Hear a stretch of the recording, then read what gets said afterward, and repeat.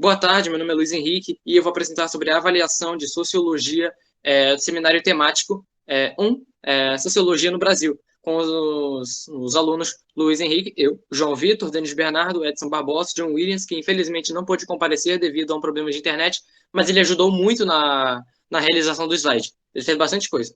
E Vicente Redman, da turma IE11A. Vamos para o próximo slide. O que seria a sociologia? A sociologia é o que estuda a sociedade e os fenômenos que nela ocorrem, sejam eles culturais, econômicos e religiosos. A sociologia busca explicar os vários fatores que diferenciam o comportamento humano, ou pelo contrário, por que grupos sociais diversos tendem a comportar-se de maneira semelhante. A sociologia, no Brasil, procura explicar os vários fatores que diferenciam o comportamento humano ou por que grupos sociais tendem a comportar-se de maneira semelhante entre si. O objetivo da sociologia é estudar, entender e classificar as formações sociais, as comunidades e os agrupamentos humanos para que outras ciências e técnicas possam apresentar propostas de intervenção social que resultem em melhorias na sociedade. Ou seja, a sociologia nada mais é do que um estudo da sociedade em si, sobre seus grupos sociais, formação social e etc. E esses estudos eles são usados tanto em matérias como matemática e coisa e tal, para diversificação ou para o próprio melhoramento da sociedade em si. É isso. E no Brasil é a mesma coisa. O objetivo é estudar, entender e classificar informações. E agora, vamos para o próximo slide. E um deles, que trabalhou com a sociologia, foi o Antônio Cândido, que foi um sociólogo, crítico, literário e professor universitário brasileiro, estudioso da literatura brasileira e estrangeira. É autor de uma obra crítica extensa, mais respeitada nas principais universidades do Brasil. Autor da Formação da Literatura Brasileira, um livro que inspirou várias literaturas desde o início e sua origem, que foi um livro fundamental para que possa entender a literatura brasileira em si. Foi usado de muitos exemplos, porque ela foi quem começou tudo. Então, eu passo agora a palavra para o meu amigo João. Boa tarde, eu vou falar um pouco sobre a biografia do Antônio Cândido. Bom, Antônio Cândido de Melo e Souza nasceu no Rio de Janeiro, no dia 24 de junho de 1918. Filho do médico Aristides Cândido de Melo e Souza e de Clarice Talentino de Melo e Souza. Recebeu as primeiras lições em casa, com a sua mãe. Quando criança, mudou-se com a família para a cidade de Poços de Caldas, em Minas Gerais. Antônio Cândido iniciou sua carreira de crítico na revista Clima, entre 1941 e 1954. Em 1943, passou a colaborar com o jornal Folha da Manhã, onde reconheceu o talento de autores como João de Cabral Melo Neto, Clarice Lispector e Guimarães Rosa. Antônio Cândido era um crítico cordato, elegante, avesso ao bate-boca vulgar, mas sem deixar de ser firme. Por favor, Luiz, pode passar. Bom, agora vamos falar um pouco sobre a vida pessoal. Antônio Cândido foi casado com Gilda de Melo e Souza, em 1919 e 2005, professora de estética no Departamento de Filosofia, Letras e Ciências da USP. O casal teve 3 filhas, Ana Luísa Escorel, design e escritora, Laura e Mariana, professora de História da USP. Antônio Cândido faleceu em São Paulo, no dia 12 de maio de 2017, e é reconhecido como o primeiro crítico brasileiro. E também é ganhador de vários prêmios, como o Prêmio Jabuti, 1965, e o Prêmio Machado de Assis, 1993. E sua esposa, Gilda Rocha de Melo Souza, foi uma filósofa, crítica literária, ensayista e professora da universidade. Por favor, Luiz, pode passar? Bom, uma das suas principais obras é A Formação da Literatura Brasileira, que tem 2 volumes, de 1964 e de 1969. Os Parceiros do Rio Bonito, 1964, Literatura e Sociedade, 1965, Vários Escritos, 1970 e Presença da Literatura Brasileira, 1964. Agora vamos destacar a principal obra dele, A Formação da Literatura Brasileira, que é com meu amigo Vicente. Obrigado, João. Formação da literatura brasileira. Formação da literatura brasileira, Momentos Decisivos, publicada em 1959, foi a obra mais importante do crítico Antônio Cândido. Para o autor, a necessidade da literatura brasileira não deve ser entendida como a causa necessária de alguma força telúrica, porém com o efeito de uma construção cultural. Antônio Cândido escreveu uma inovadora história literária que abertamente excluiu autores e períodos que não correspondem à noção de literatura propriamente dita. Pode passar o slide. Um pouco sobre o seu livro que ele fala. Cada literatura requer tratamento peculiar em virtude de seus problemas específicos ou de relações que mantém com as outras. A brasileira e recente gerou no seio da portuguesa e dependeu da influência de 2 ou 3 para se constituir. A sua formação tem, assim, caracteres próprios e não pode ser estudada como os demais, mormente numa perspectiva histórica, como o caso desse livro, que procura definir ao mesmo tempo o valor e a função das obras. Por favor, pode passar o slide.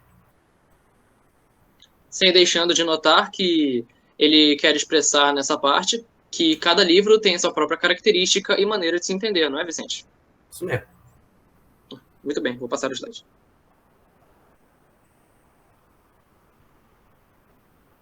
O que Antônio Cândido defendia? Antônio Cândido defende o direito de todos à literatura baseado na ideia de que a fabulação é uma necessidade básica do ser humano e na convicção sobre o enriquecimento produzido em cada um pela leitura. Ou pode passar. Agora é comigo, Vicente.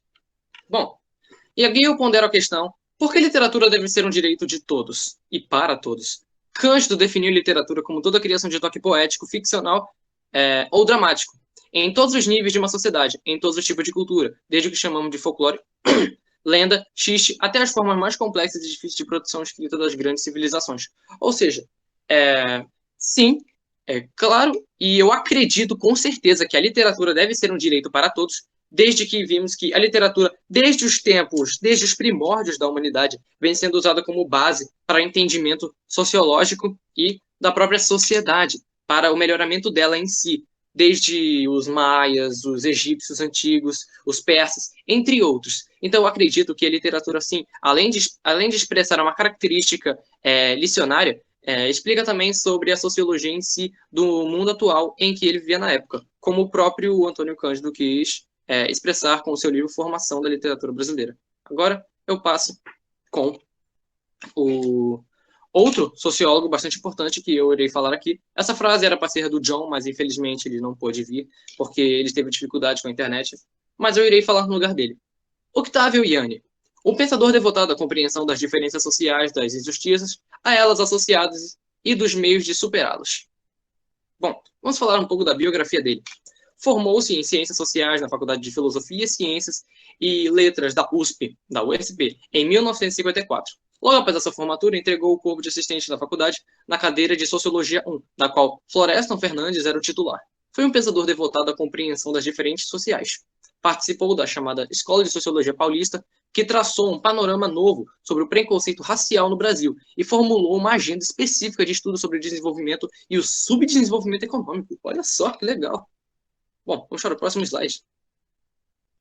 Que vamos falar algumas características em si. Começamos com que ele é considerado um dos primeiros sociólogos do país.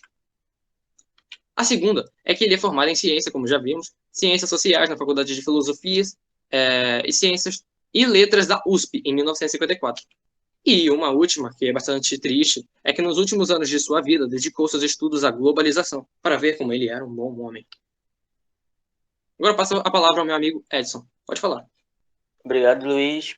Legado intelectual. Em suas pesquisas, especializou-se na análise do populismo e do imperialismo. Fez parte da chamada Escola Paulista de Sociologia, cuja principal referência é Florestan Fernandes. Na década de 1990, sua pesquisa se focou mais na crítica à nova ordem global. Foi um dos sociólogos mais influentes do Brasil. Pode passar, por favor. Aqui algumas das suas principais obras, de Otávio Yanni, né? Cor e Mobilidade Social de Florianópolis, no ano de 1960. Homem e Sociedade, 1961. As Metamorfoses do Escravo, 1962. E Industrialização e Desenvolvimento Social no Brasil, de 1963, que é uma obra que vamos falar um pouco mais a seguir. Pode passar.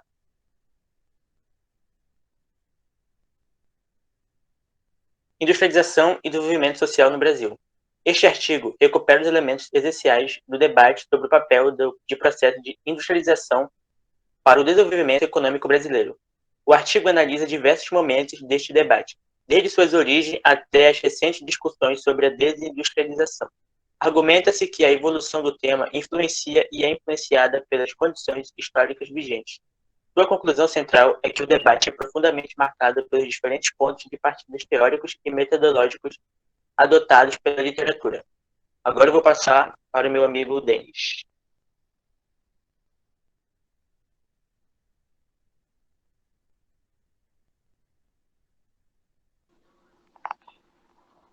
Que tal lermos um pouco? O debate sobre o papel da integração para o desenvolvimento econômico não é novo. Pelo contrário, trata-se de uma das mais antigas e controversas discussões presentes na literatura econômica brasileira. Há registros dessas discussões desde o Império. Seu capítulo mais recente encontra-se na análise sobre a ocorrência de um processo de desindustrialização e seus efeitos para o desenvolvimento ao longo do prazo do país.